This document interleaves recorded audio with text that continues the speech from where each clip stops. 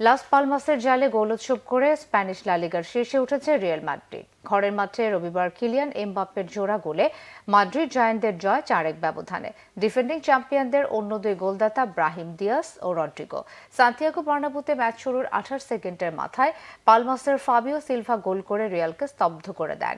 তৃতীয় মিনিটেই সমতায় ফিরতে পারত কার্লো আনচেলত্তির দল, কিন্তু বাদিক থেকে রড্রিগোর 6 গজ বক্সে বাড়ানো বল ফাঁকায় পেয়েও দিয়াস তা বাইরে মারেন। 18 মিনিটে এমবাপ্পে পেনাল্টি থেকে গোল করে স্বস্তি আনেন রিয়াল শিবিরে। ডি বক্সে রড্রিগো ফাউলের শিকার হয়েছিলেন। ভিনিসিয়াসের নিষেধাজ্ঞায় একাদশে ঢোকা দিয়াস 33 মিনিটে স্বাগতিকদের এগিয়ে নেন।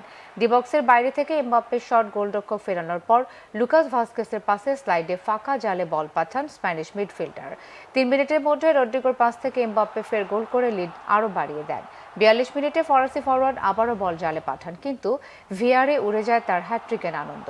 57 মিনিটে রড্রিগো স্কোর লাইন 4-1 করে দলের বড় জয় নিশ্চিত করেন। শীর্ষে ফেরা রিয়াল 20 ম্যাচে 46 পয়েন্ট নিয়ে অ্যাটলেটিকো মাদ্রিদকে 2 ও বার্সেলোনাকে 7 পয়েন্ট দূরে রাখল।